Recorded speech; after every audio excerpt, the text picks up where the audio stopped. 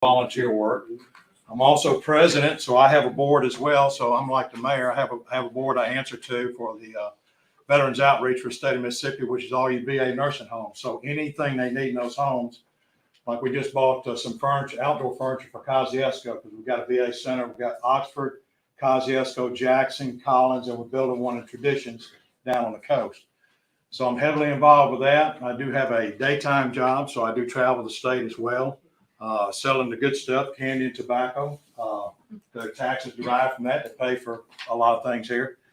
As you see, I'm also pro Second Amendment, and I'm a private citizen. I've been involved with a lot of things, and you'll see here, y'all want to pass that around. The HBO 2 bill, which was the open carry legislation for you to open carry here in the state, was started my wife and I. Basically, I was on the Paul Gallo show, on a radio show. They called in. I was upset with 2009, what was going on with our weapons. I've got the pen that actually signed it. You can see us in the picture. We were invited for the signing for the HBO 2 bill. I've been up to DC twice, actually marched up Pennsylvania Avenue twice with the Tea Party folks, just good folks. I hope to, I've gotten several backings here lately.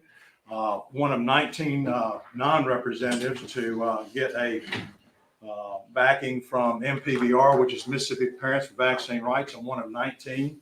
I think what you make decisions for your own body is your choice. I have credentials with working with different groups.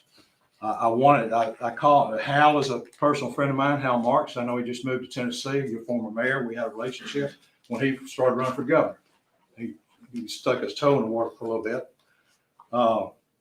I hope to represent everybody here. I thought it was important because you got two major cities basically in this district. You've got Ellisville and Petal. Of course, Petal's quite a bit larger than Ellisville. I wanted to start a dialogue and a relationship, since I had one with Ellisville, to have one with y'all. And I thought it important as a representative coming down here and meet people, represent them. I raised 4 boys. They're all taxpayers. My wife of 25 years. This is my Vanna White and my better half. She's been with me through all this. I'm still volunteering. I think by August 8th, what will end up happening, if I'm so lucky to win this position, I'll have to make some life changes. One is to be a full-time legislator. So I'll probably retire at the end of this year and be a full-time legislator, because a lot of folks have side jobs. I won't have a side job. It'll be a full job. So once I go into retirement, collect my Social Security, and I can serve the people of this good state, Petal area, and the rest of District 42. Appreciate your support. Thank you.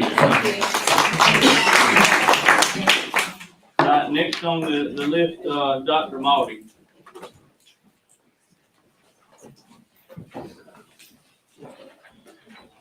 Kind of like your proverbial penny. I've shown up again. And Dr. Malty, I want to apologize to you, because it's been crazy. I'll tell you what happened, whatever. So a little later. That's fine. Okay. That's fine. Thank you. I appreciate it.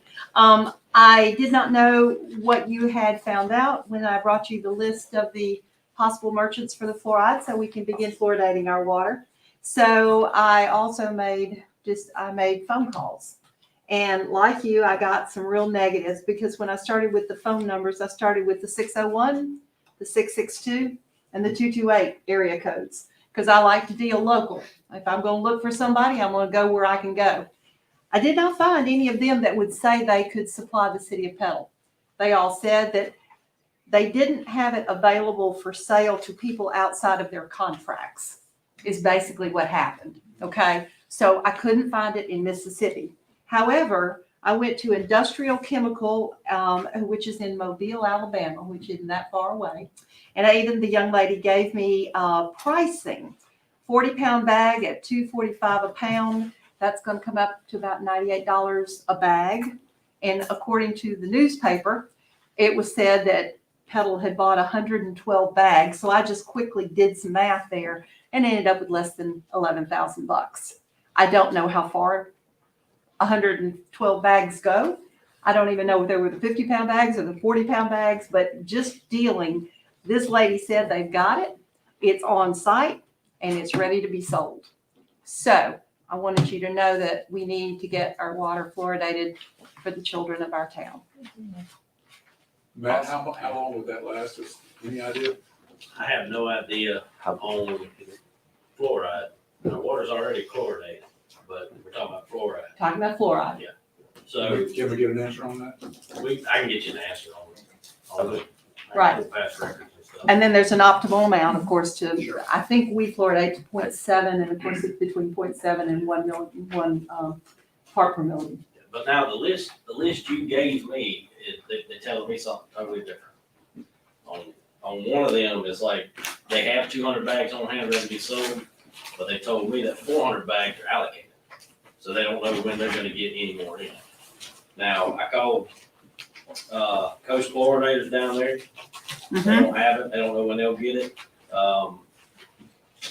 Dixie Wholesale, they don't have it, been on order for 3 years. That's a 662 number, so that's one of our Mississippi. Yeah, so I called every one of these numbers and they're telling me something totally different. They do have some in Texas with, let me find it. With Brentag. But they got it, but all theirs are allocated. And I'll also, I'm afraid to say this because my memory is not impeccable. But I do believe that those numbers are coming at about twice as much as we used to buy it for too. So that's a huge budget increase. I'm not trying to say we don't need it and might should pay for it. I'm not making that decision, but I am saying those prices have a little ouch behind it. And I understand that. And actually, Coast told me that sodium fluoride's running at about 3 times the price it was, let's just say prior to COVID. But so are eggs. I mean, Absolutely. come on. I mean, everything we are touched these days is infinitely more expensive. Just go to the grocery Yeah, store. and I'm definitely not saying that it's not worth it. Right. I think that's what you need to decide. But to say it was not at all available, I think was not necessarily completely truthful. Now, I don't have POs from the city because that's the first thing they say. Well, how much do you need? How much do you want tomorrow? When can you come and pick it up? Or how are we going to get it there? I mean, that's not what I'm a dentist. I don't do this. But nevertheless, I wanted you to know what the reaction had been to just me calling as just a private citizen. Yeah, So, and see, when I took the water class, the instructor told us that nobody can get it. It wasn't even red silly bed.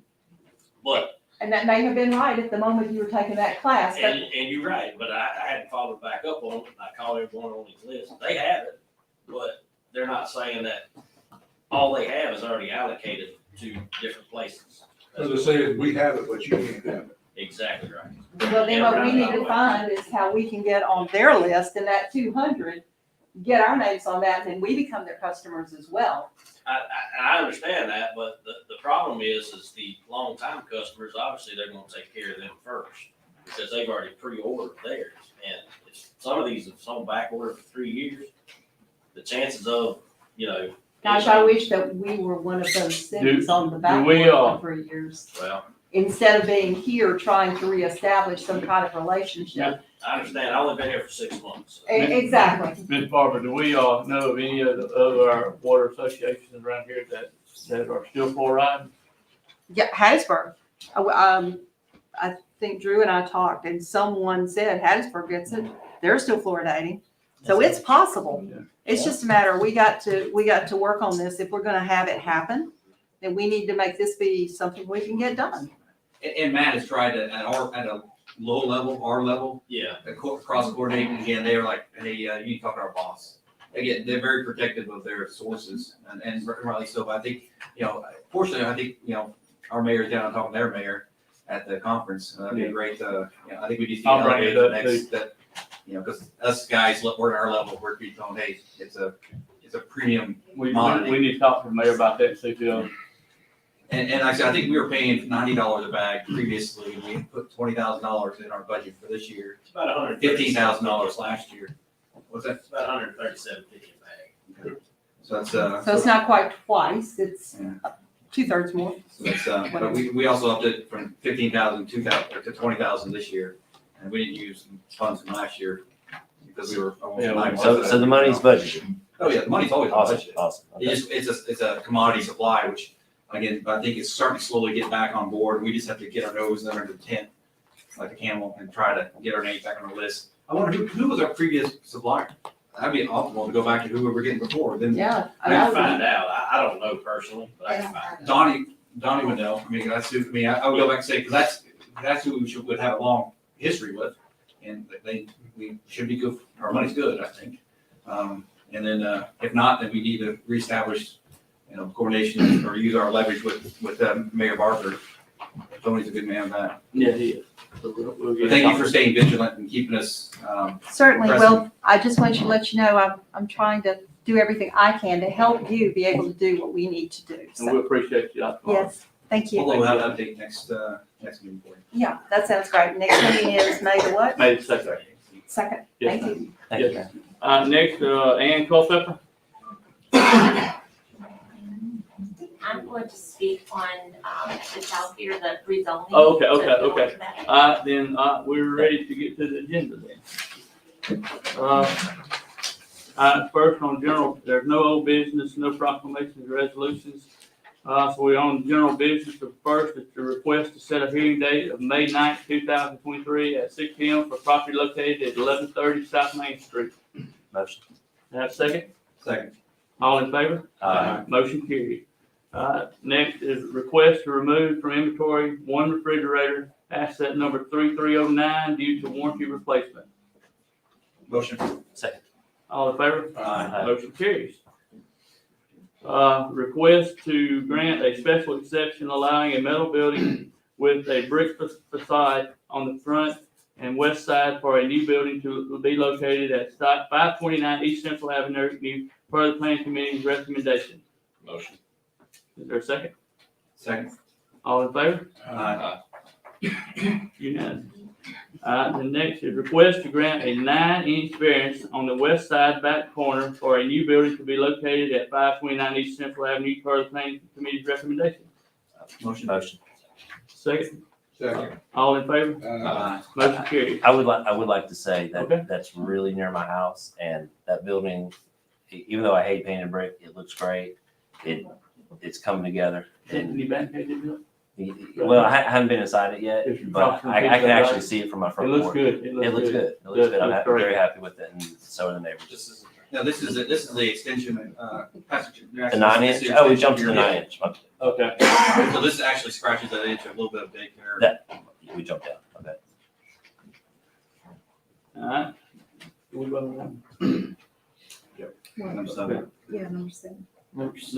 on number, yeah, No, we're we're back on on 7, we're on 6, 7. yeah. Request to grant a zoning change from R1 to C1 for property located at 1090 Highway 42, parcel number 3-020M-33-005-00 per the planning committee's recommendation. And this is the one we're gonna have, speakers on.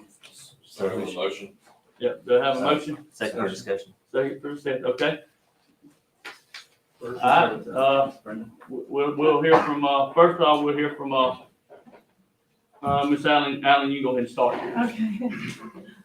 I've got a copy of some, a little bit of information for you if you.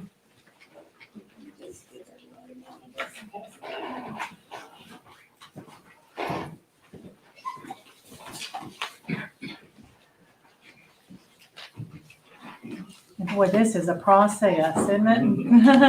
It is, it's there for a reason too. It is. So we have been looking for, a piece of property, and we found the perfect piece of property. We believe it's gonna work well because I'm sorry, it's Panthers Den Learning Center. I think I said that earlier, but, we're actually partnering with the, Excel by 5.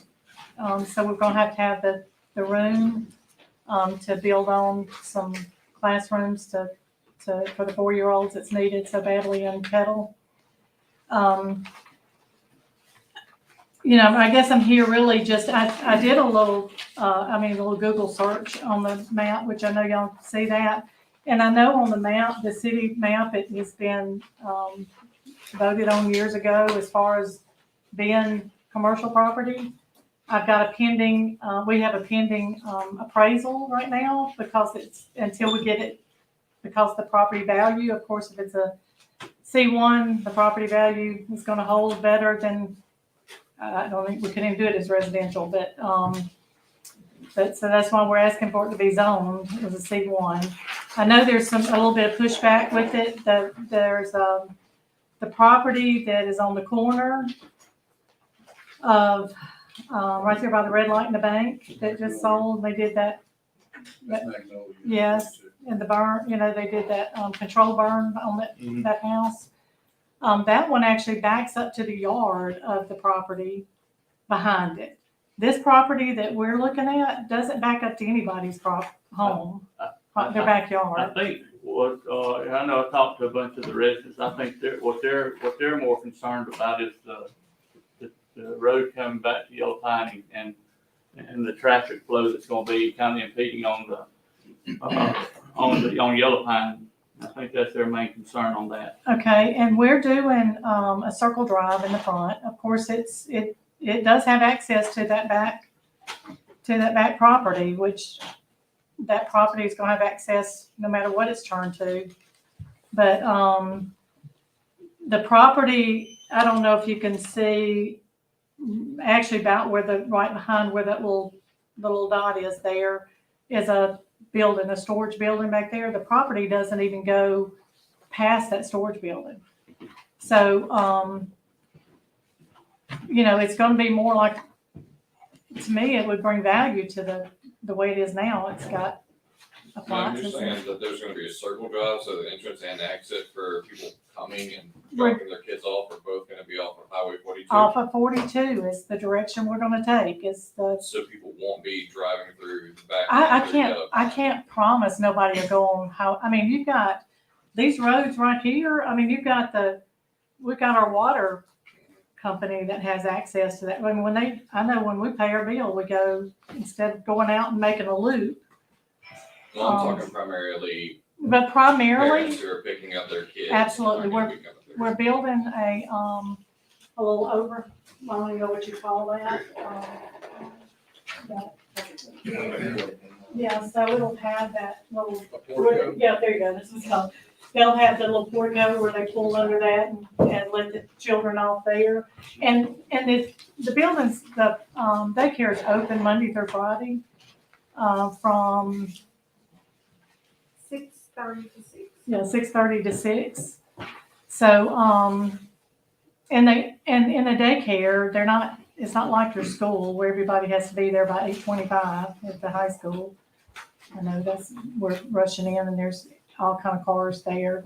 These children are dropped off all throughout the day. They're different schedules. Parents that are, nurses or, actually, we're going to open up the enrollment just for our educators for the first 30 days. We want to open it up because of the need.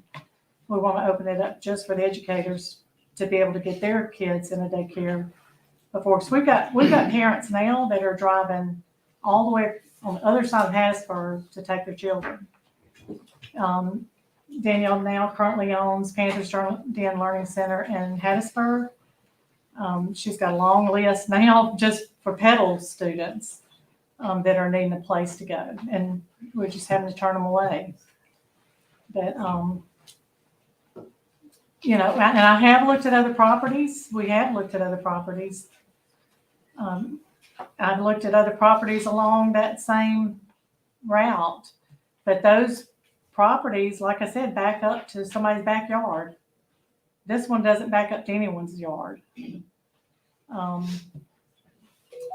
So I guess I'm a little confused on why it's such a struggle to try to get this done. But we have, like I said, we have a pending appraisal to do, and we're on a tight time frame with Excel by 5.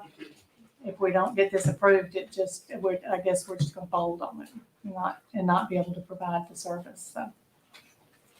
But, and I believe we have some others that wanted to talk about property and answer anything. If y'all if y'all have any questions, I'd be glad to answer them. Or does The anybody have only any other one questions? signed that would be part of was Ann Culpepper, and the rest I know for Yellow Pine.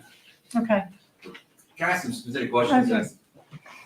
I'm looking at the commissioner notes, and Jeffrey Ginn, you're here. Thank you for attending from the facility. when this was voted upon, it was unanimous from your perspective, what was the justification for why you guys voted yes? We looked at it from the studies that we did years ago. We designed the growth areas of the city of Petal, trying to put the commercial corridors in. And those are the areas that back then, years ago, we said these are the areas that are going to be growth for the city, that we can help businesses establish in these areas, still protect the communities that are there. Is there going to be an infringement between a commercial space and residential space? It's always going to be the case. This is the less intrusive from the city as a whole to protect the people who live there and have their homes there, but give businesses an opportunity to grow there because that's the main corridor traffic-wise. It's just where everybody's going. We've seen that already.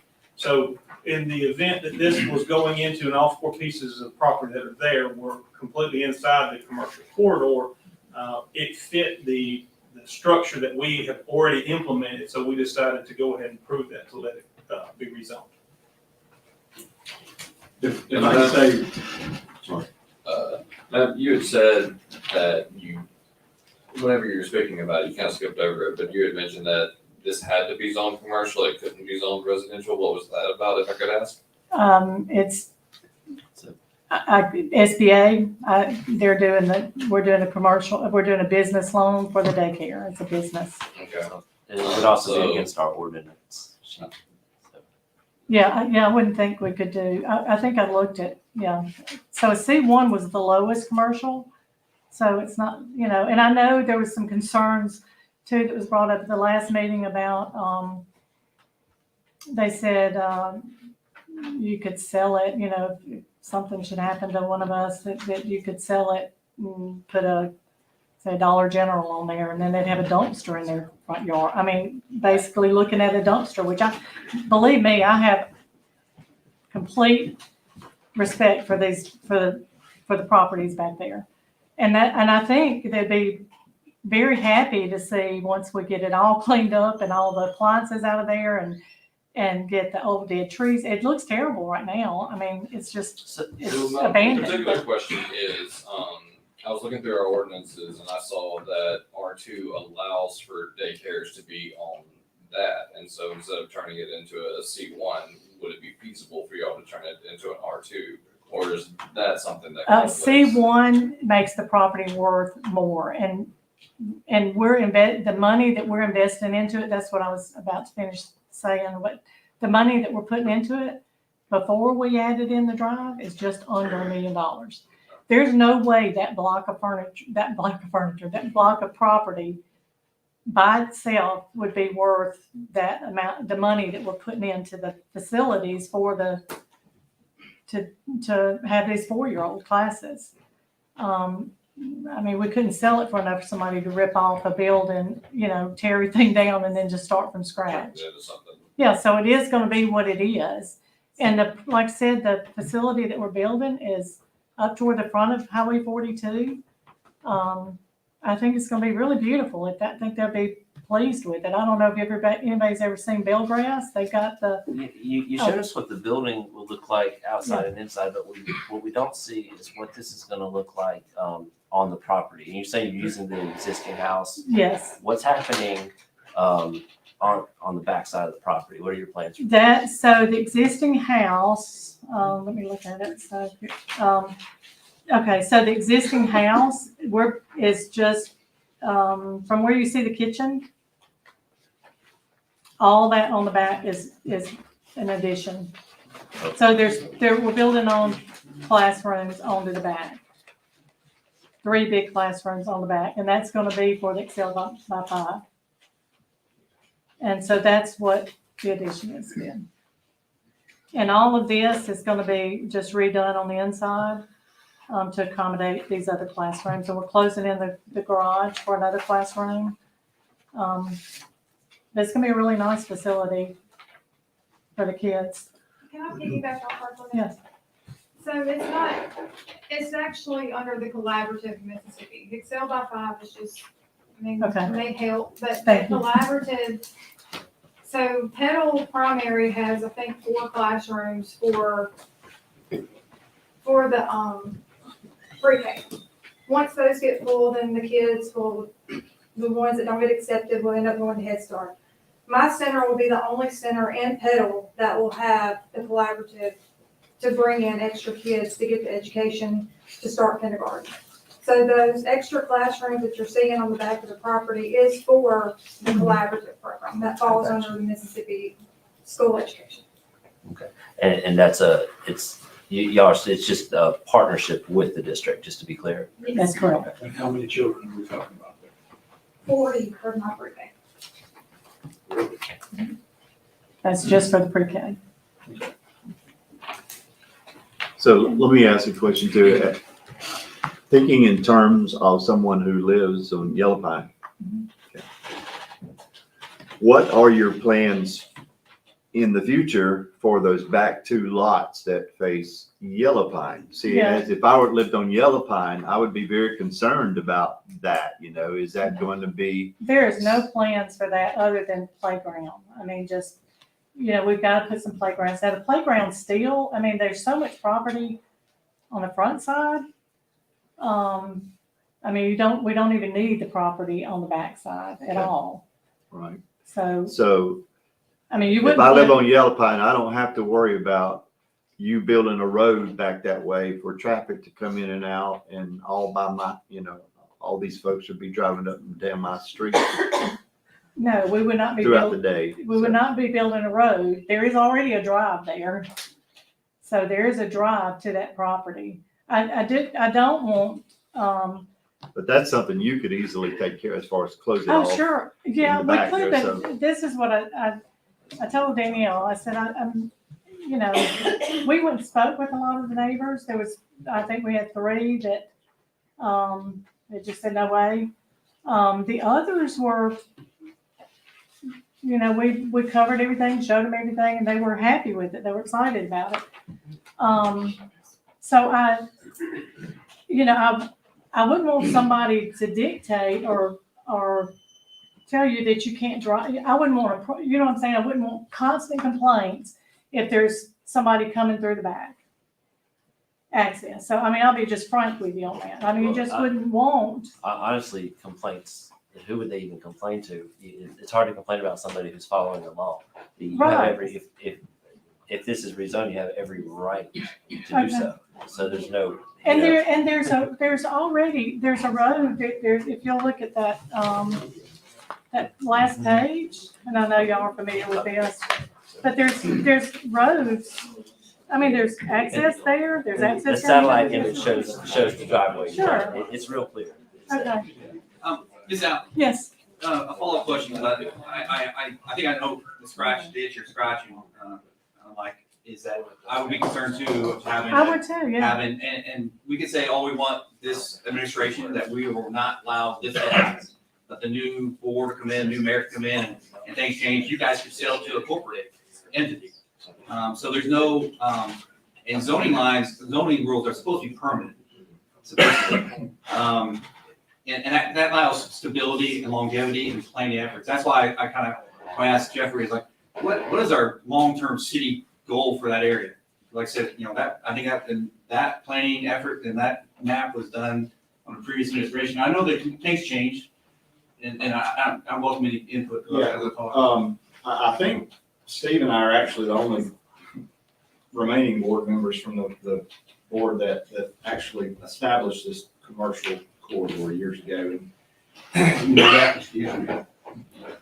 think if I'm correct, that when that was established, I don't know what year it was. It wasn't necessarily a situation where we came down, because it's been revised since the original inception of it. It wasn't a situation where we said, okay, because the first wording of it was 500 feet either side of the Gandy. Mm-hmm. That wasn't us coming in and saying, this will be zoned commercial. Gotcha. It was essentially just a blueprint, a framework to give our planning commission something to work with. So they didn't have to come to us every single case and instance where there's a request to rezone. We kind of said, in general, we're going to cast a broad net down this road on both sides. The uniqueness of this particular area, and from what I can tell, maybe one other area that's further out east on the north side of Gandy, this isn't really a situation where we're just dealing with, although this is one parcel, we're not dealing with houses or properties that just directly butt up to the Gandy. You're talking about a neighborhood that butts up to the Gandy. And so that's where it is a little bit unique in the case of, I know for my sake, back in the original casting of the vision of the commercial corridor wasn't necessarily like, because again, technically the commercial corridor could encompass half of the school, Right, but we can't just say, well, it's in the commercial but corridor. this so we is, have to- this is one parcel. Right, I understand. So- But here's the other question that comes up too. That is one parcel, but if it gets rezoned commercial, like Drew said, essentially, technically, it's kind of a bell that can't be unrung. Right, And so when the neighboring properties, even though they're two parcels, someone comes in and buys those and says, okay, we want to create this thing, we need you to rezone both of these because you rezoned that one parcel. At what point can we draw lines, and not impede on some? so this issues? one property just can't be sold then, obviously, because you've got, the corner one just sold commercial. The one right next to it just did it for sale by owner. Theirs is not commercial, but it will back up to the lady that it would back right up to her backyard, no matter what they put there. And then you have this property. So because this property doesn't back up to somebody's backyard, which I'd much rather not back up to my backyard, but if it's not sellable. Drew, It's can I interject for a second?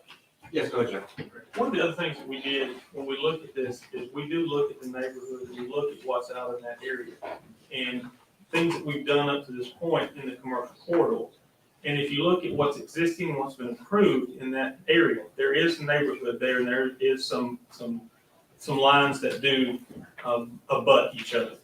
But if you look at the traffic light, there's a bank that's already there. There's a business entity that's already next door to it. There is a gas station that has been approved to go right next to it. So we have all these things that are already in place, things that have already been approved that are of similar nature. So we're not doing something just blindly. We're doing something that's in construct to the things that are existing and the things that are approved to be built in that section of area. So it does align with the other industries that are there and have been approved to be. And it's actually a better solution for that subdivision. I mean, look at your Chick-fil-A, I those think- houses. Yeah, I'd like I to think disagree. the uniqueness, can you say this real quick? The uniqueness of this is that it is a situation where it does reach all the way through. Yes.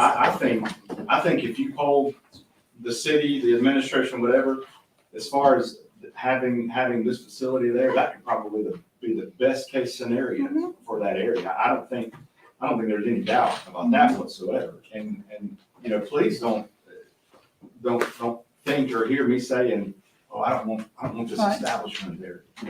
Good gracious, from what I hear, we need 4 or 5 more. I mean, I have to wonder, in our- well, yes, we our do. city. I just have to wonder how Chick-fil-A got in front of those homes. I mean, I feel sorry for the people their driveway is Chick-fil-A.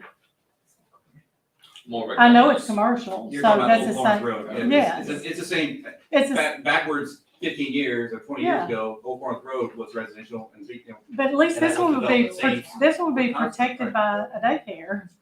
well, That whole, Can let I? me just finish my question that, as they're talking, is, I think from a lot of the input that I've received, is the concern about traffic on, Yellow Pine Road. Understand that I even go down, Dogwood to pay my Beartown and come back around, and so I travel Yellow Pine as a non-residential person, so, but, when you add 60 or 80 more cars, that potentially, I know we say right now it's a circular drive up front. I think maybe a elegant solution is, I think that might be, and I'll defer when I hear some of the feedback about people that live on Yellow Pine, is that I think the whole crux is the access to Yellow Pine by commercial vehicles. But see, even if you did an R, what did you say, an R2, I should guess that. you would Well- still have access to Yellow Pine. You would, and it'd be same like saying if there's a church there, and maybe people wouldn't want a church there. So that's what a yellow, R2 could be a church. And we So, could, we'd be, moving forward. all I can say is we'd be very respectful of the neighbors, very respectful of the neighbors. You know, but I just wouldn't, But your intent is not to do a No. drive-through access. no. So maybe an eloquent solution, and I've just done some research today, so it's last minute breaking news. Yes, But there are easements that allow that to not happen, right. that will be permanent on the deed. And if we are dead set of making that a work as a compromise, then you could have a conservation easement that would prevent paving or access to Yellow Pine. And that would, I think, So what if somebody wanted to buy it for a house? Oh, then you'd have to rezone it again, is what you're saying. it The would whole, have to be rezoned. Yeah. Yeah, that'd be, I mean, we are talking about today and yeah, building today and what you're asking to put in today. So- And I know so- you're asking for risk mitigation about, future potential, but when we are looking at putting a daycare with access to the front, a conservation easement would be something that would prevent you from ever putting an access road to Yellow Pine. And that might, I just want to tag in that as we hear the flip side. I want to say, does that limit the value of that place? Yes, it probably does. yes. And so you're gonna block the access from the other roads? Because you're blocking it from that one What property. he's trying to tell you is that he's trying to block off access only from Yellow Pine, I so know. that you'd have access from 42. I understand that, but Okay. you've got other, look at this. You've And got we 3 would- other roads we that would- access Yellow Pine. We would be setting a precedence for other people who, 2017, an individual came who asked to rezone their land that was on the north side of Yellow Pine. And the board said yes to the parcel that was on the front side. And they said no to the parcel that was facing Yellow Pine. This would be set, basically a new precedent to say, you know what, if you're going to put a business, we're all fine about having business leaning forward into Gandy. But if you're gonna keep Yellow Pine residential primarily versus co-use as business/residential, and I think that's protecting a residential area. I mean, it's not a win completely on one side, but it's not a completely win for another person, but it's a compromise. But or the other option is, and I'm not sure when the people vote here, but that's an option. But I would ask to hear from the vote or the Yeah. people who are residents. I have a couple questions. Yes, sir. Yep. Just to clarify, are you saying that this needs to be converted into commercial property for you to progress forward with the bank? Yeah, right. So if I was to say, just throw out as a suggesting, getting this property subdivided and the property along the Gandy C1, the property in the back are R1, and that could still be park, I believe. I need to check on that. Is that something that you can work with, or do you need that entire property with back access? Because The bank is doing the entire property. the entire property. They had it surveyed. Now we got the survey on it. So what you're telling me is that back property access and it being C1 is where they're getting the value from. Yes. It's just a total, it's the appraisal's been done on the total property. Yeah, I got you. So it's not, So the reason that property is more valuable with that back access and being commercial is because if you default on that, the bank will be able to resell that for a lot of money Yeah. to a large commercial enterprise that would probably so have. you couldn't go really a large commercial enterprise because it's limited. The C1 is so limited. And if you have that much money into the building itself, say for something, God forbid, we were killed in a car wreck and it just had to go up or whatever. It would have to fit a facility that would work with this floor plan. Because nobody's gonna tear down that kind of, It's the property. ideal for floor plan, actually. I mean, we could, if Especially with it, back access and Yes. on the Gandy, it would be worth a fortune. But the reason it would be worth a fortune is because anything under that C1 could go there. And I think that's where people are upset at the idea. Well, the other properties aren't worth a fortune on Gandy. They're 300, I mean, I've made some calls I'm a today. teacher. They are. I mean, I made some calls today, checking prices. I mean, they're not like $1 million I mean, you may down on this end where Chick-fil-A and all that is. I'm talking about on the end that we're looking at. Where you go all the way This to is the kind- Trailwood. This is the kind of thing that is creating those higher numbers and those values, what you're doing. And that's what Sure, you're trying yeah, to do. that's to- right, to that's be right. part of- Increasing the value of the homes is there. What is, I believe a daycare is gonna increase the value of the home. yeah.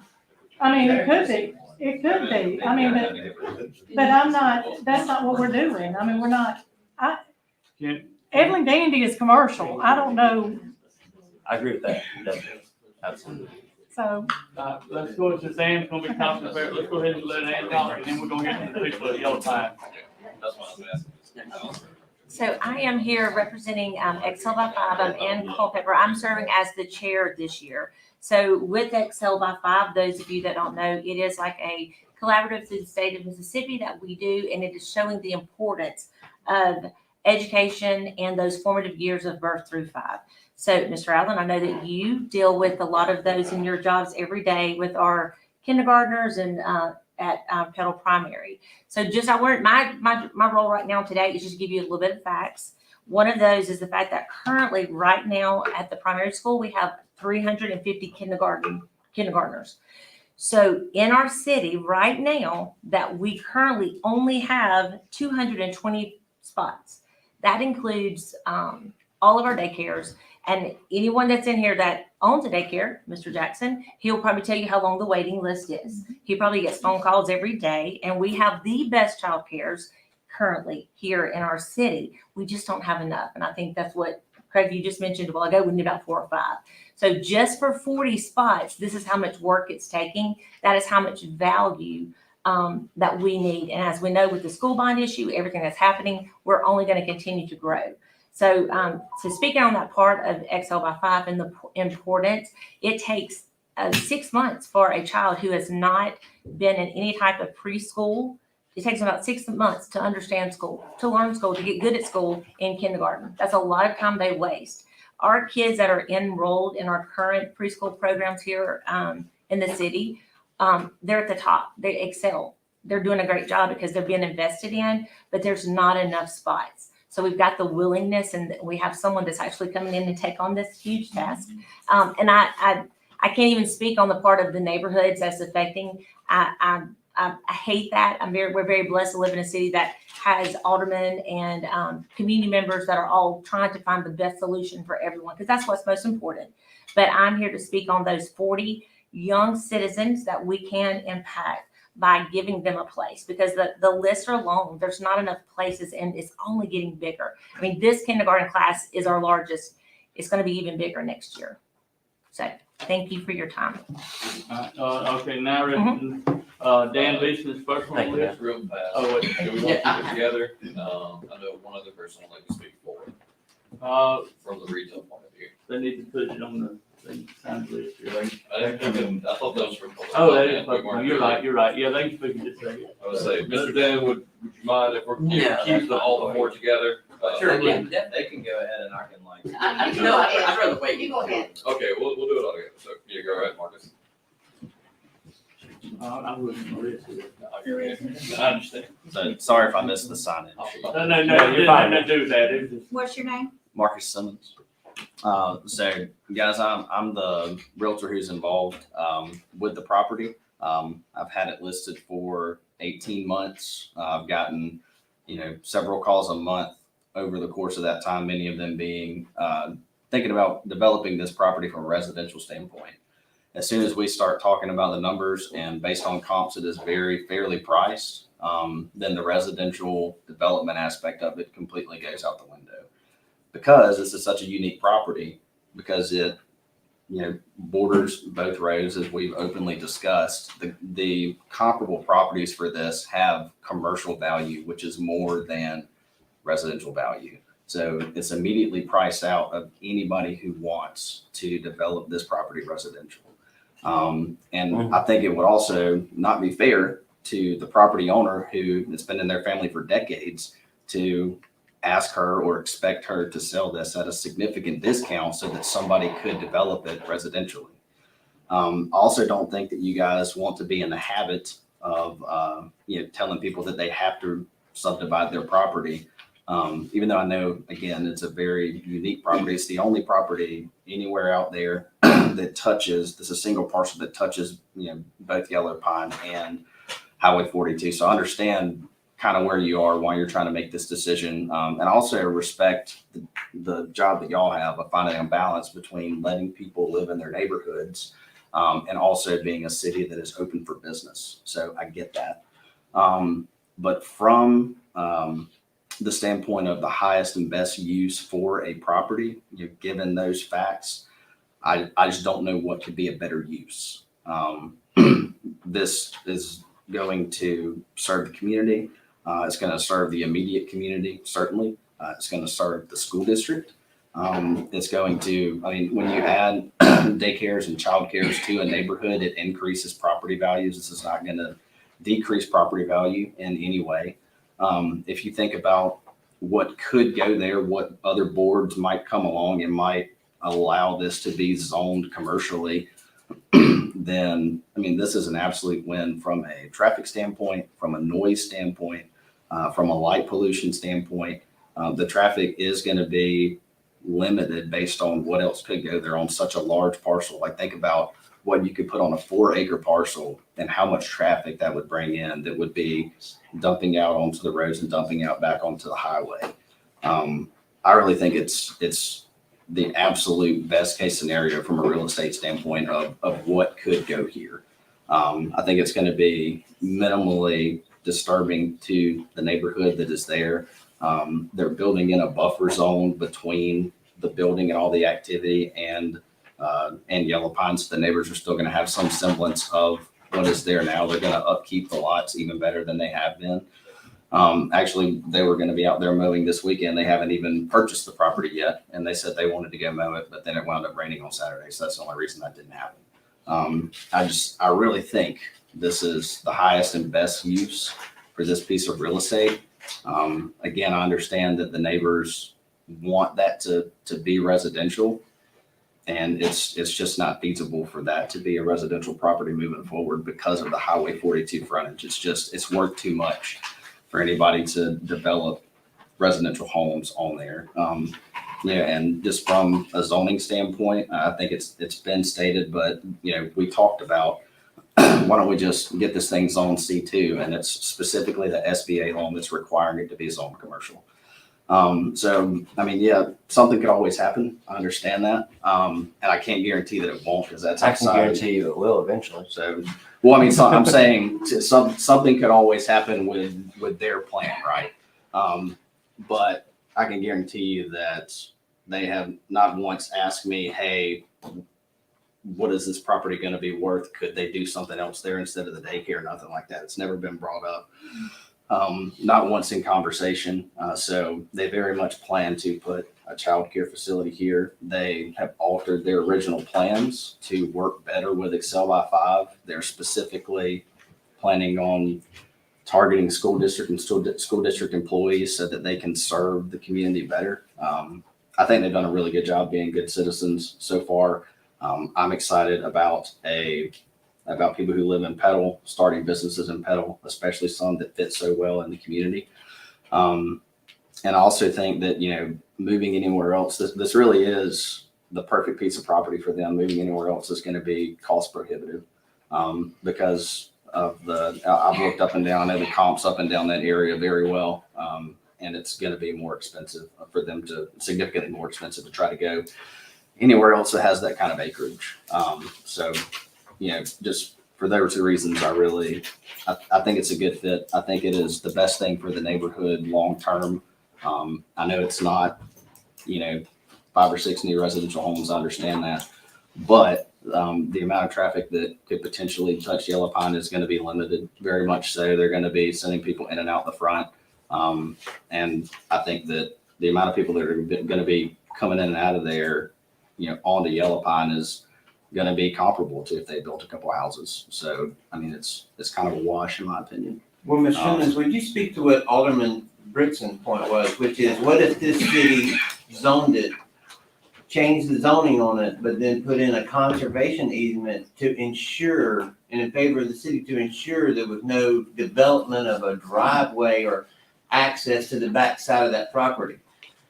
I mean, because there you're getting the designation that you want for your loan, but then, you know, he's trying to protect the interest of the property owners that everybody says we want to protect. So can you speak to how that plays into your thoughts on this situation? Well, I do think they probably need access from the back from a fire safety standpoint as well as from like a delivery standpoint. And there's going to be some space, and if people are just driving through the ditch onto the dirt, No, I mean, we're trying to talk about not having access from Yellow Pine to protect the residents. So that's why we're asking you to address that. Yes, I would say, I mean, it's from like a service standpoint, there's not gonna be a And Rocky- significant amount. I mean, I'm sure you could even. And Can I say, you can I could say gauge this, any- if we don't purchase it, if we don't purchase the property, they sell it to somebody else, commercial, they decide, to Dollar General, okay? They concrete that whole thing, they don't want access to Yellow Pine, but you have a garbage dumpster at the back of your, because they wouldn't need that, they could just drive, the whole thing could be nothing but parking lot. We would have told Dollar General no already. Okay. So I'm just saying, trying to find a good fit and trying to, all I can say is we would be respectful of the neighbors. I mean, we'd be very respectful of the neighbors. I mean, right now, she has a parking issue downtown. And they're very respectful of the church that, she doesn't allow them to park over where the church, there's a church across from the daycare there. She doesn't allow them to do that. None of the workers. But for me to say that nobody would drive back there or anything like that, I mean, I wouldn't want that to be a constant struggle because that land is there. There is a drive there. I guess it was made one there. So, but I just wouldn't want constant struggle. We certainly wouldn't want a struggle with the neighbors. You want to be friendly neighbors. And all the neighbors that I spoke with, and Daniel and I both went around there and talked to all the neighbors, knocked on the doors. We didn't talk to all the neighbors, but the ones we did talk to were very, very nice about it. So, all I can say is I think it's a really good fit for that piece of property. I think they would be very happy with the property. We would be very respectful to the neighbors. Do you have a plat for the actual, what the property would look like? Because I have some pictures of the building, but actually showing us what you want to do with the entire property would be really helpful at this point.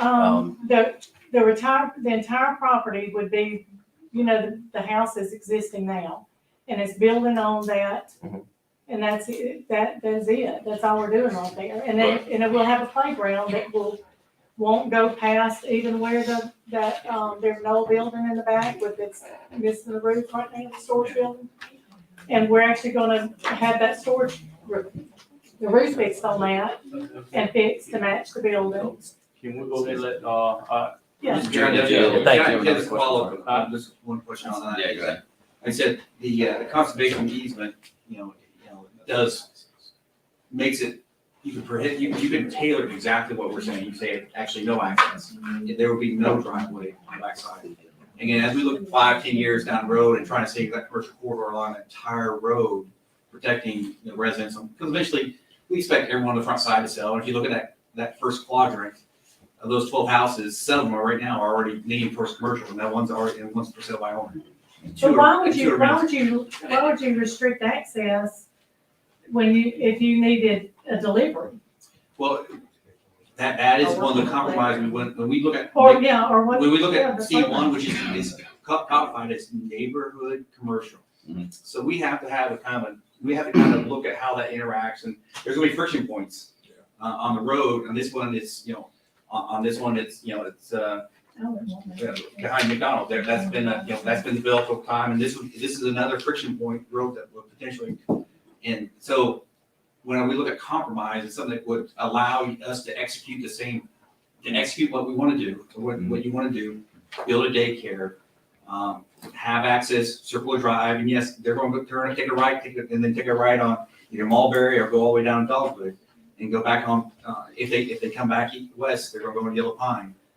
But, the other thing I would like to ask, and this is more of an administrative process, if this proposal is either tabled or if we vote no, then it's a 6-month automatic And it's- prohibition before you come back before the board. Is that correct? I believe one of the aldermen can bring it to the board. It's a 6-month by ordinance. Well, but it wouldn't be if we tabled it, I don't. Unless we table it, but if we say no to what you're asking for as is, then it's a 6-month delay, or it's 6 month, before you can come back before the board to reapply. Yeah, and So we What have kind of a, timeframe And y'all that's why I want? look at your, I just put that for your time frame, your Right. timeline. So when I talk about this commercial, conservation easement, I mean, I know this is like the last minute hell pass to try to say for compromise, and that's why I want to hear from Mr. Dan on that perspective, because I know it's, I like, that's why I'm saying it's an option on the table that potentially gets us around to where everyone needs to get to some common ground and allows us to set a precedence. So when we look for whenever we have other people ask for Yellow Pine, go to C2 on the south side, we're gonna say, you know what, if you want to have access, because most of these people are trying to sell their land to the people in front of them. That's what they're doing. I got 2 people that are already talking to people, their neighbors in front of them. They want to sell, so they have a double lot just like this. And so, it's coming. Yeah. So the precedence and how we protect the people on the south side of Yellow Pine, and I'm not sure what those businesses will be, but I think with your specific, what your ask is and what the need is for the community, that might be a solution that could be an option. So So you're thinking about how do we carry this over to, the next business, the next semi? all the way down the line, because again, And I would say, I think that the real defining factor there is that in those cases, you have 2 parcels. And with this one, it's the only one that comes all the way through. So if you're asking, somebody says like, you've already set a precedent here, you could say, no, we haven't. We set a precedent for the properties fronting 42 because this one fronts 42. We didn't set a precedent. and Everyone's on the that's back. what's gonna happen is they're gonna sell to the owners on the front, because it's already, Mr. Brake owns the parcel to the right. Yeah. The 2 people behind him are looking at selling to him and making a double complete plot. And then we don't control what they do at Forest County. Parcel accommodation is at the county level. And they walk back in here and say, I have a new parcel that's sellable. You did it for this. So that's what I say, we're looking at long-term, policy. so and Drew, protecting. if, I have 2 questions, well, one specific to the daycare. If there's any kind of emergency, primarily, everything would go through the circle. I mean, that's the way it's gonna be, that's the way we're designing it, for people to drop them off and go right back on 42.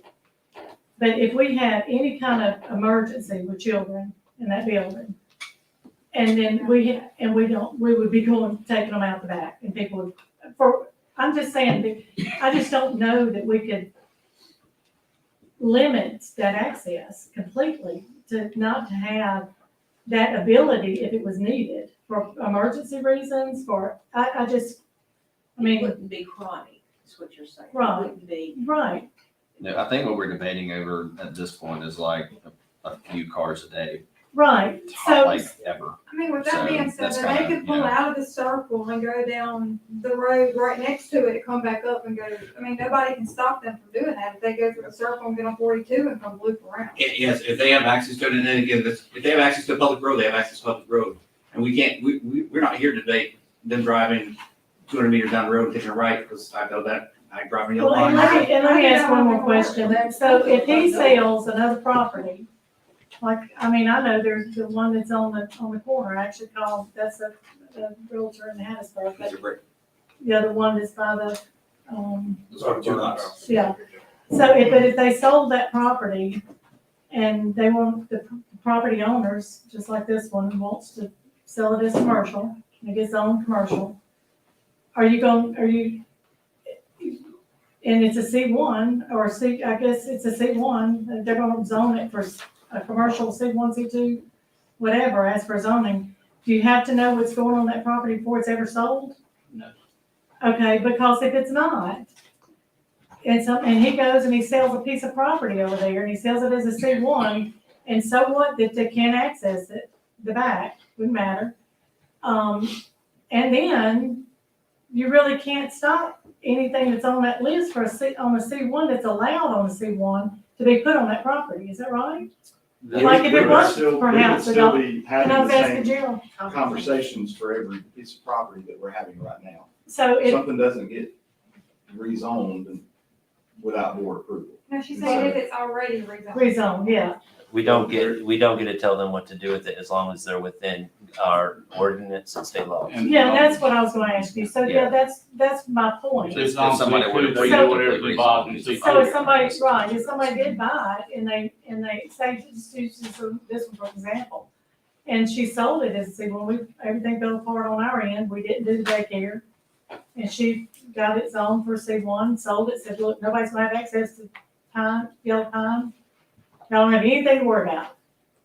She sells it to them, and then they decide, well, I'm gonna, based on the C1, what's allowed on that property, this is what I'm gonna put on this property.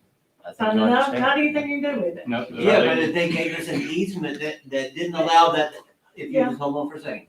If they would give us an easement that wouldn't allow development on the backside of that property, that's gonna follow the property. So if they don't sell it to you and they sell it to McDonald's, if the seller has already granted the easement, there's not gonna be back access, and that's gonna No, I'm not protect the talking, it homeowner. wouldn't be back access, I'm talking about what you're Them looking building at. whatever, It'd They be- will build on it. They can Yeah, build. well, Yeah, they could build, it could be nothing but concrete there, you walk out of your house and there's a dumpster there.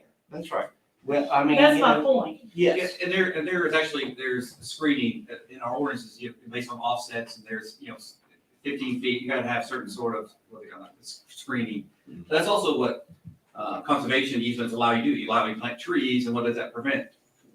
Noise, light, abatement, so you don't see that eventually, so, I mean, is it? But it's still there. Yes, it is, but it's also potentially an elegant solution about protecting residents behind that are not seeing the candy. I mean, like I said, I'm not. And that easement would be permanently attached to that property. Let's let Dan speak now. Let's, Jeffrey, you had, I just have one more question, and it's a new thing that I'm not as familiar with, because I've not had a chance to investigate it, but if we're looking at going down the road of granting them this with a special exception for that on the backside, are we not infringing upon the opportunity for the other people that have property currently on, that only now will face yellow pine to do nothing but residential for their property? So their property will be abutting on the backside of 42 to residential. So it's the same, is that not the same argument that we're having now? Because they're gonna abut. The front will be commercial and the back piece facing yellow pine will be residential. But now there's not a road, it's just Yeah, but you a can put a barrier. fence in your backyard, you can't put a fence in your front yard, which people on the side, I got a lot of this one out there, I'm trying to be quiet and wait. That's just a question, I'm not familiar, I'm just trying to It figure out. is a fence, you can put a fence on the backyard, but what you're talking about is. Mr. Dan, you've been waiting for Yeah, a come on, good Joe. while. Come up here. And I have more of a formal statement, if you will, just let me read all of it pretty much, because you're gonna hear some of the things that was talked about and some others. So anyway, good evening, my name is Daniel Beeson, I live along my wife and two adult college-age children in the neighborhood that includes Yellow Pine, so we live down Oak. We also have a third adult child, a son-in-law and two grandchildren, newborn and 6, that live in the neighborhood on Yellow Pine, and their front yard is facing this lot, along with their house. So this is their front yard, and it kind of answers the question you're talking about. So you can't just put a privacy fence in the front yard. So I'm here tonight to discuss the impact of rezoning 4 lots that touch Yellow Pine and Evelyn Gandy Parkway from R1 residential to C1 commercial.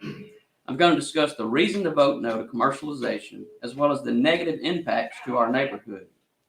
First, let's take the idea of daycare out of tonight's argument, because any business in the future may occupy and employ their property any way it deems fit and profitable, regardless of the neighborhood, after it is designated as commercial. In simple terms, the vote isn't for a daycare, but rather to rezone the 4 lots commercial, C1. It can be argued that other options exist that could cause less frictions, we've hit some of those, and less of a negative impact on the neighborhood, the impacts of which are increased traffic flow directly onto Yellow Pine, noise, and potential decrease in property values. However, the argument could be made that any lot that touches yellow pine should not be commercialized. The 4 lots in question, no matter how they are drawn on the city zoning map, was developed as 4 separate lots, not one. So why is it now showing as 1 lot? Probably the investor or owner, as is in their right, saw the purchase of the 4 lots as a prospect for profit or wealth. If you look at the tax bill for the 1 lot, you will see there are 4, not 1, but 4 tax bills. We discussed this earlier. If you look back at the minutes, you would probably find that 8 to 10 years ago, we talked about this earlier. This is why the current request to rezone the 4 lots that touch yellow pine causes frictions for the reasons stated. Next, we should address the city plans. When the city or any governing entity decides to make a developmental move, studies are almost a certainty because it is the taxpayers in the city who are seeking advantages via services and a rise in tax revenue. If these 4 lots are zoned C1, then every single lot that borders yellow pine will surely be rezoned commercial quickly and without a plan. Without a study to lessen the friction of commercial property, every single commercial lot could potentially direct traffic to yellow pine.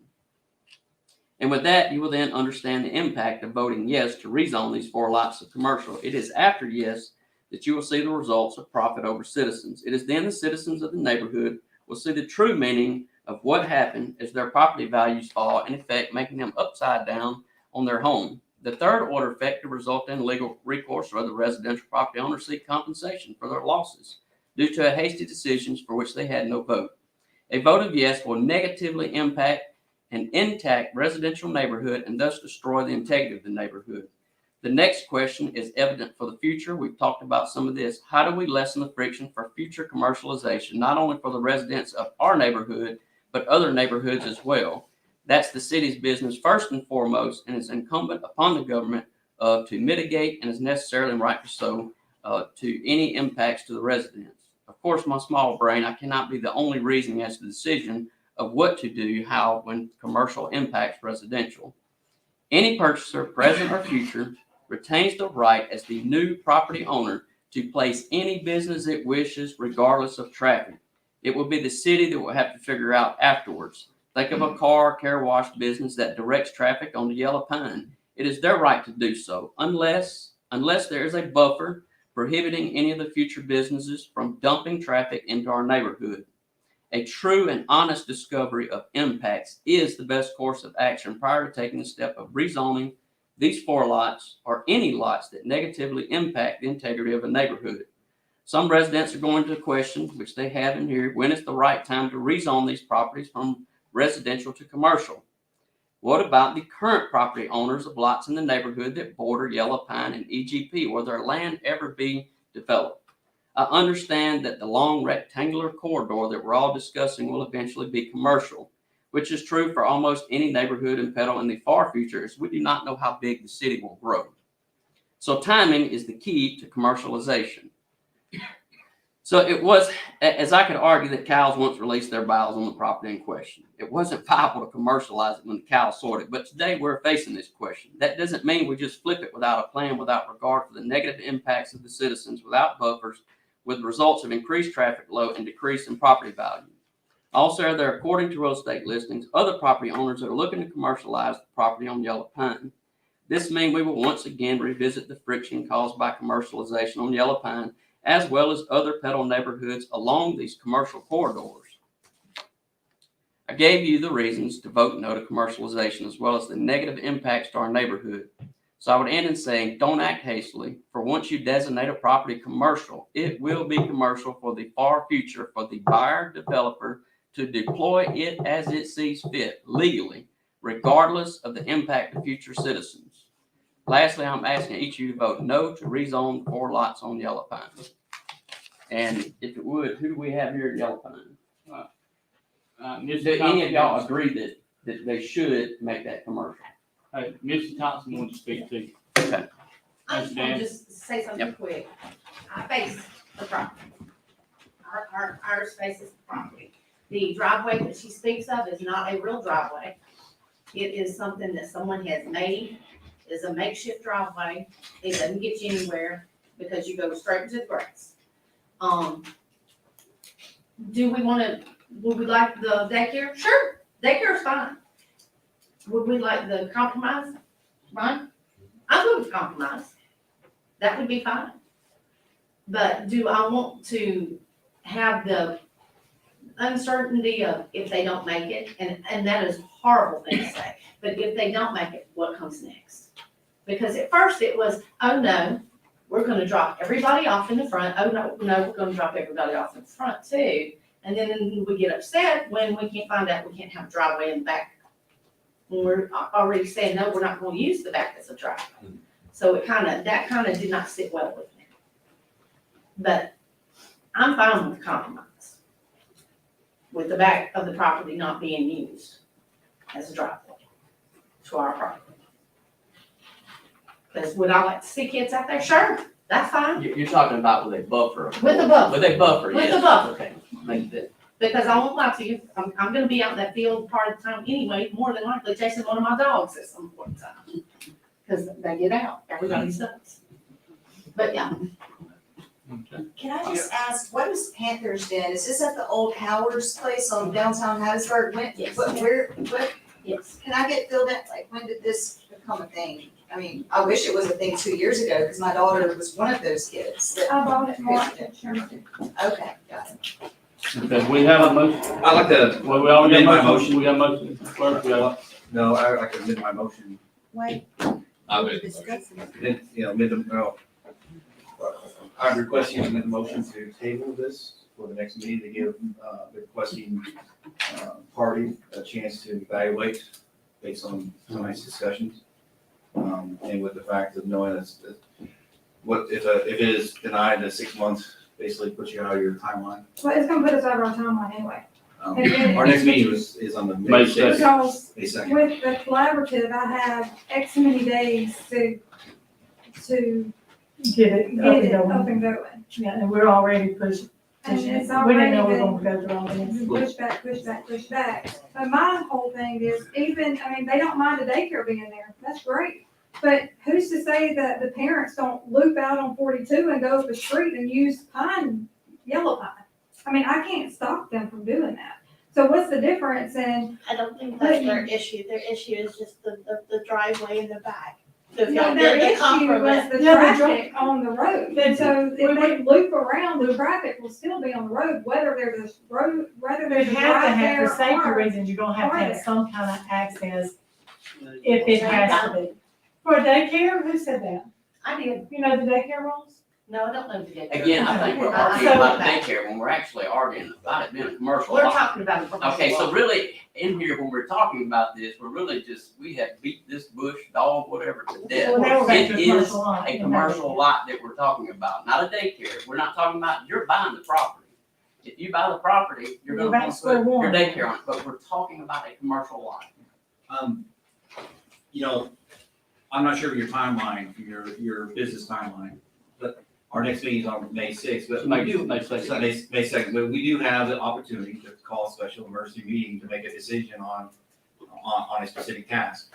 And if that's the will of the board, if you come back and say that's what you want to do, I can you know, definitely give make you that a meeting. couple more days to reflect on, the current process, or we can vote now and, we can move forward, or you can have a couple of days to reflect on what we discussed tonight. And we could, if we need to, do a special emergency meeting to make that one agenda item.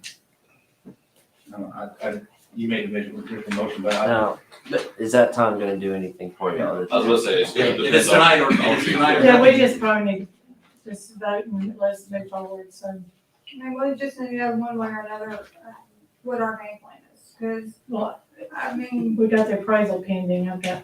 and if it doesn't get approved, then, I mean, Petal is all about education of the kids. If it doesn't get approved, actually, we won't be able to do And, that. and we do take, I mean, I've lived in a subdivision where, you know, I do have a lot of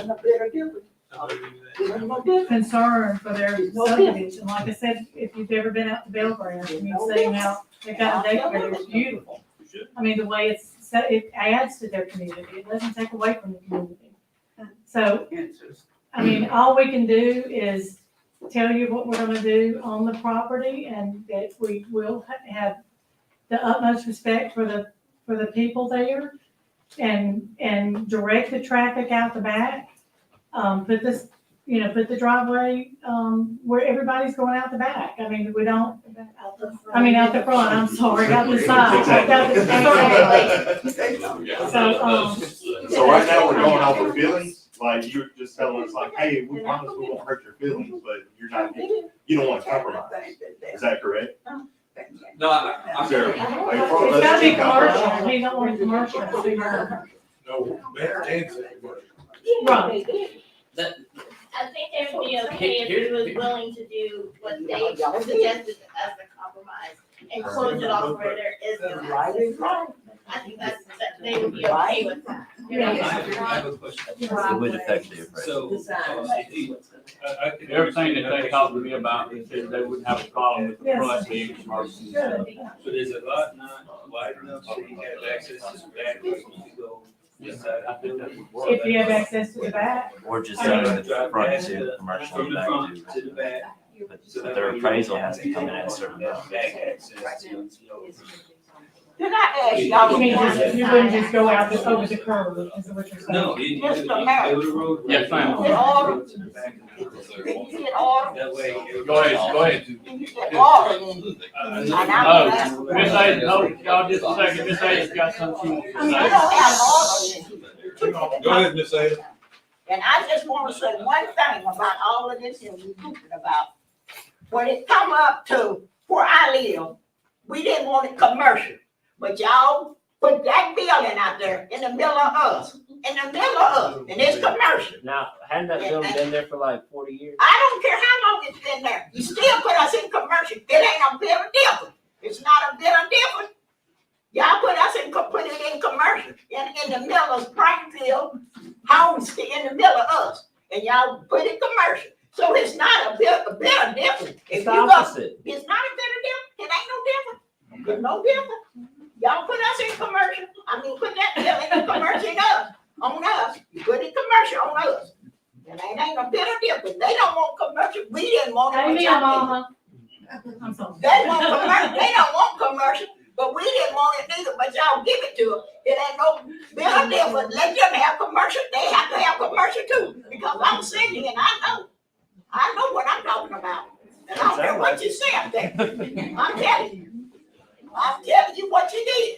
I'm 83 years old and I know exactly what y'all did, and I got it raised. Now get it commercial, whatever, let's go home. My honest opinion is that if the compromise is too much, then I'm completely just trying to read the room. Then it's likely that it won't go through. Is it really so bad? No, I'm genuinely asking this question. Is it really so bad if we loop around off of the front to give access to the back of the house from that front loop? Is there any way that actually helps mitigate the fact that you don't get a back access if we do this conservation easement? If it doesn't have any restrictions for safety for the daycare. You'll have a plenty of the field behind you. from what I Well, see. I'm talking about just to the street access, I like like that. fire department or the, I get that, anything, yeah. I mean, when you have kids, to get to that back building. certainly. Would part of a compromise be, and I know that you're talking about an access to the rear of it, but the things that you're talking about, the access to the rear of your building is for service, not for. Exactly, No. yes. If we put it in for any type of, variant in the back where they don't have direct access for the facility for drop-offs, but they may require a service access for employee parking, if they want to put employee parking in the back. We've done that here in some other areas, or if they need delivery access just to And we support that, don't which plan to would do not be employees 40 either. cars or something, could we put it in like that to give them access to that service? Who's gonna stand there and regulate somebody coming in? That's right. If there's no way for them to drop kids off from the back, they're not gonna drop their kids off from the back. They're gonna Right. drop Unless they them can off stop on them the and go front. in. If I can again, I'd say you're talking about a commercial lot. Once a big business buys that, you can expect an attorney's gonna come to you, into this board and tell you that if they wanna use that back service road to do whatever they want, they're gonna be able to do it. I'm telling you, that's why I asked in this thing, once it's commercial, you can't unscramble it. And I have one more comment, and it's just for your consideration, is I understand the compromise that you guys are talking about putting on there, but the compromise that you're looking is the same thing of looking for this piece of property and what's being said on it. You are putting, that compromise is putting requirements on current landowners, homeowners, that are facing the Yellow Pine Drive now, that limits what they can do with their property as well.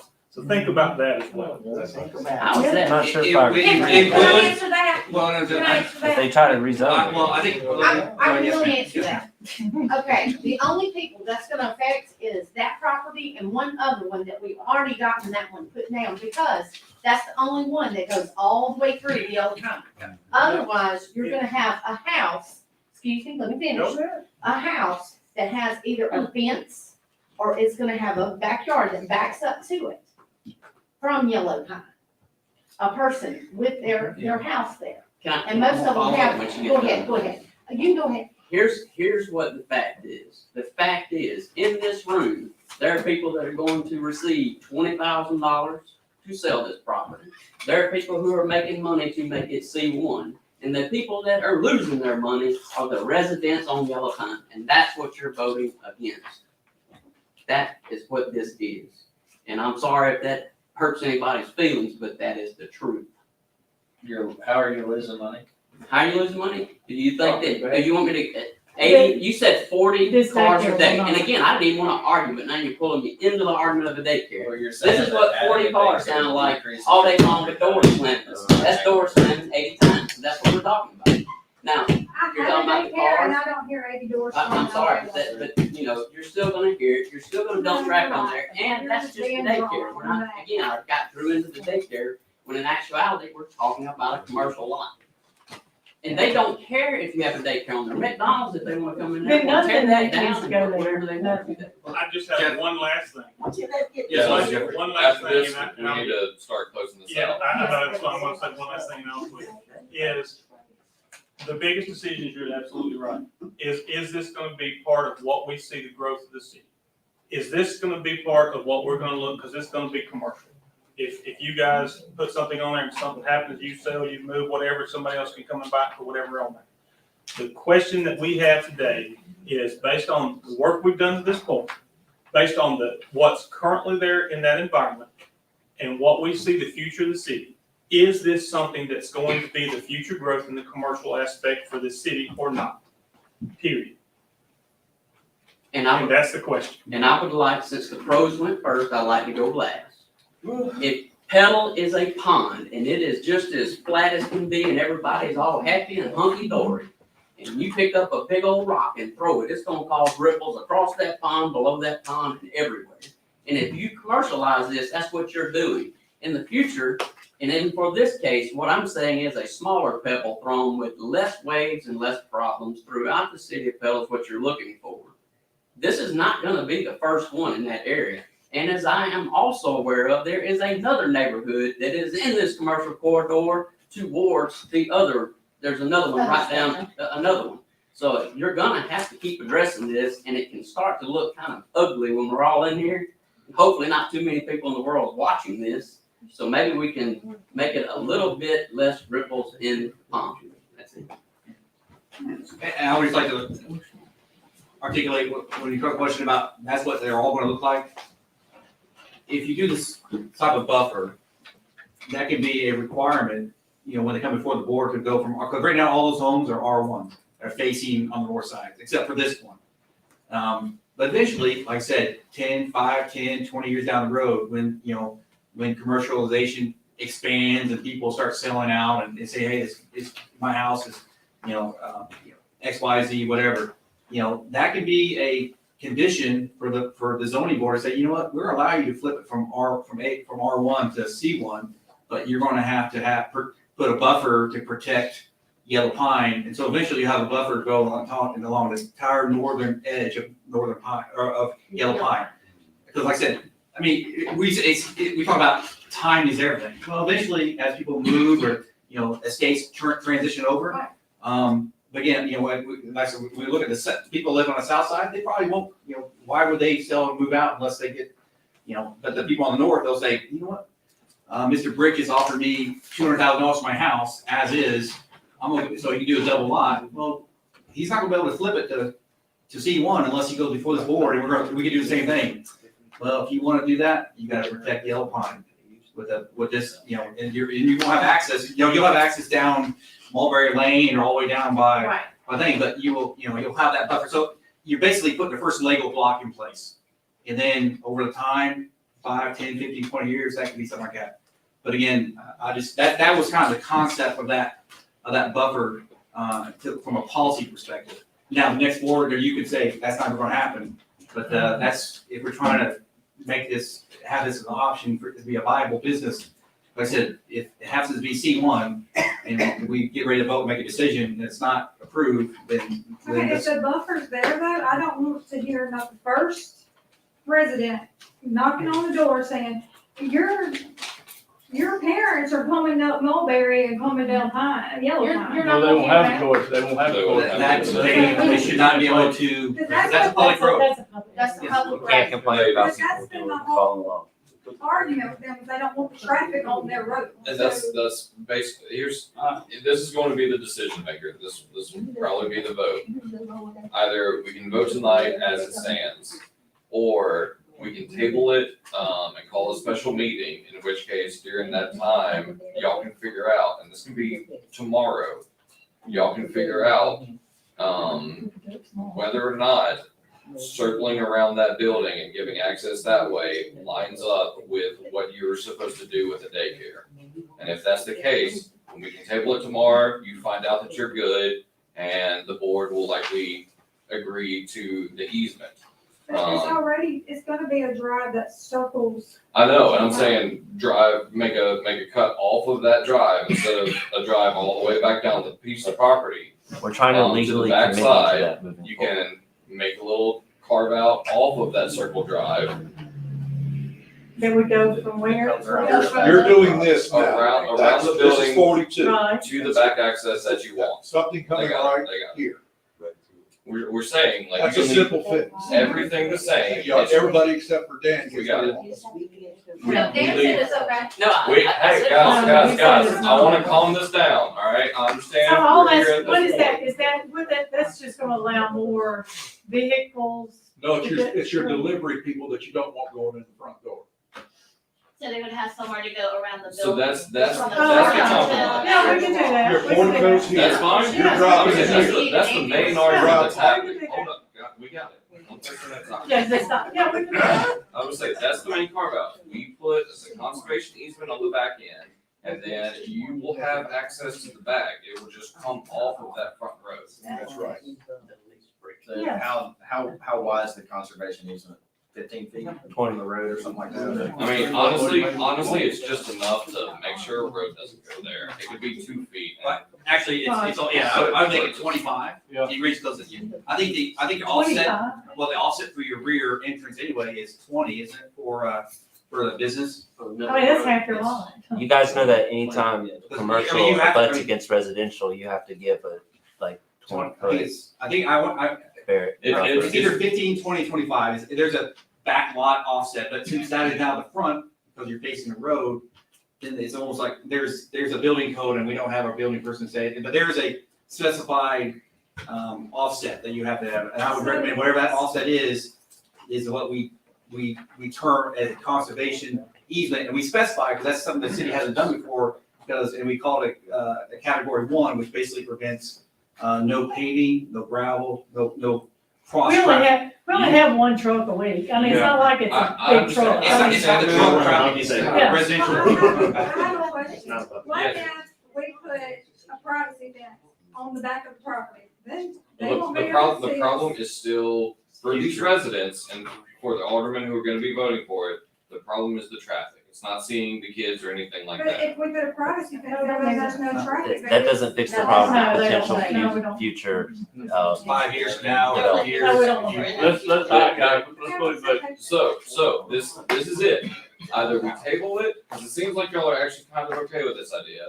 Either we table it and make sure that everything's good with y'all legally, or we can go ahead and vote on it tonight, which I believe y'all are okay with the conservation easement, which says that there will be no road connecting from Yellow Pine to this business. Yeah, that's not a problem. And we'll just loop around off of that loop. Yeah, To we the back. can- Okay, we absolutely can call a just- meeting, just come All out here right. and take care of Yeah, it. that's right. Special meeting until Amy's back. Well, She no, knows- they seem fine with it now. I'm not, I'm just You're saying. fine with the vote happening now, conservation. We need to vote tonight. Okay, then, I That's the amend, motion. I amend, oh, wait, real fast, Roger, There's how a do lot we of settle legal this? issues there. Okay, Well, that's what I'm trying to I tell was you. gonna say, do I just say? No. If you're talking about tabling it, Okay, so that we can figure out the easement, which has never been done before, then I'm telling you that it has to be tabled until after Monday. We won't, but tabling it gives you the advantage of, instead of denying it tonight, and they don't have, the ability to request a change for another 6 months. If we table it, then it's still under consideration, and I'm telling you that we need at least until next Tuesday, a week from now, before we can have a special meeting on this, because we need to have our building code lady here, and we need Amy Heath here. honest, I know that they're at a meeting. Well, I know that. If- Well, we need them here in town, and they need to fully understand what's going on. And this is, we've been talking about this for over an hour. I know. We're not gonna explain it on the But- phone to people down on the coast. Well, no, I really think the key details really don't take that long to iron out. Now that we have it, we need a conservation easement to stop a road from going back there. What does it take for us to get a conservation easement? Well, I don't know, because we've Now, been. That's what I'm saying. Yeah. That's a Now, lot short. I That's thought the hold up. financing was an issue. Hold up, I was gonna say, I understand. I got- I It's understand. only an issue because that's. I just can't- values the It's property. that's right. No, I know you can, but I'm saying, I don't think that it takes a whole lot. Thank you. If we pass it. No, we're gonna, we don't wanna rezone this and then pass an easement that's not valid. So Later it on. needs to be tabled before we figure out the special easement. There's a lot of paperwork in this. We need it. Vote, we need a vote tonight. We gotta have. You need a vote tonight, if you're gonna lose that vote tonight, and I'm trying to give you the opportunity to not lose that vote. I'm saying. We gotta Properly, have it. properly phrase the motion and to properly make sure it meets both, everyone's intent. Like I said, I can Wikipedia, and I got smart in about 8 hours about conservation easements. But, you know, it's, they're done across the country, but not done here in Petal. So we want to do it right, make sure you're protected, the city's protected. And so, I'm sorry it's taking this long to get to this point, but we either do it right and take a little bit of time to do it right. I mean, Or we if say you're no, listening, or we pick up. vote and you have to say no. And I know this has been a process for you guys. It's been a huge process. But This is- understand too, that this is And we don't, this is honestly, before I us. don't really, I don't want Ma'am. the neighbors, I don't want the neighbors to be, I What don't I want was to have gonna say lawsuits is with the neighbors, this- I mean, we want a really good relationship with the We have a good compromise. What I was gonna say is, this is before us today. Right, that's, Okay, yeah. we just got the long stretch that you guys have been investing in this. We're trying to navigate all through this today. And so, there's unimaginable pressure on our end as well. To try to be fair and equal to everybody. Yeah, I understand. I think we have a general consensus of a way forward together. It's just making sure the right paperwork and legality is suffice, and that's what we don't want to, let's not throw away the progress that we think we've made here. And because I think we generally will all come out as winning on the backside.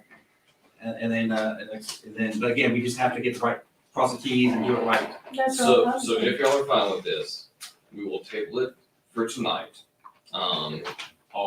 The reason why we can't do it sooner technically is because our building department is down on the coast for a conference. They're not scheduled to be back. Now then, if we can talk to them beforehand, they can set us on the right path and we get it drawn up, then we can call in a special meeting, and get it done sooner. Now, I don't know the answer to that. At most, it will be 1 week, in which case you will have your yes, and we will reclassify it to C1, but we will put this conservation easement in place. Okay. So that's our goal. Neighbors, it seems like everyone's okay with this. Just need to know as soon as possible if you call your bank tomorrow and they tell you no, because hypothetically, if you had the cash to buy this lot, you would buy it and agree with all of us in here and put it up, and you wouldn't have to worry with the bank. He don't need to worry That's about just the way it that. is. Okay, so then we seem good. All right, so I make my motion to table it. No. That was a motion to table for now. Call a special meeting. Second. All in favor? Aye. Motion carried. We will do our best. Alright. We'll- I wish we had this a couple of years ago. We will get in touch with Amy as soon as possible. We'll figure out our. Or the mayor. Will we coming back up there, or you just call? Honestly, we don't need to. I don't believe so. We have a consensus? Yeah, consensus. Y'all won't have to come back to the meeting either on it. Seems like everybody's in agreement. All right. I have a question. Sure. Do we have to input out of each fence, what kind of structure it is? I think it would basically mean that you can't build anything. Yeah. Sir, What's going on? If you own the commercial structure, I'm sure the owners would be very work to make sure that conversation, it's not, there's gonna be some sort of trees or some sort of, There's trees there now. yeah, so, but to say, that's, All over There's the trees all over the property. yeah, the conservation easement. And that's just. With- And part of that, it helped, like I said, meets part of the ordinance about screening, because there's screening requirements, so it's one of those things to be, value added when you say, well, let's take care of the screening requirements. I'm good. We're good. We're glad y'all are coming in. We really are. Thank y'all all so much. We will call the special meeting as soon as we're able. We'll get it all set in place.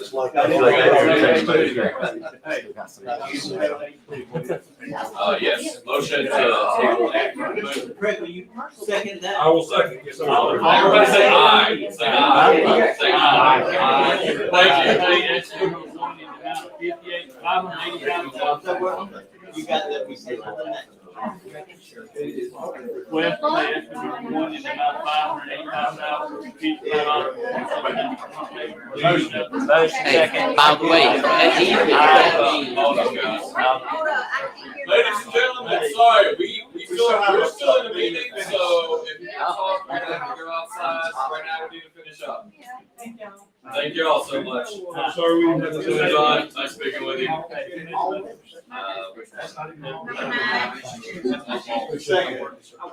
Motion.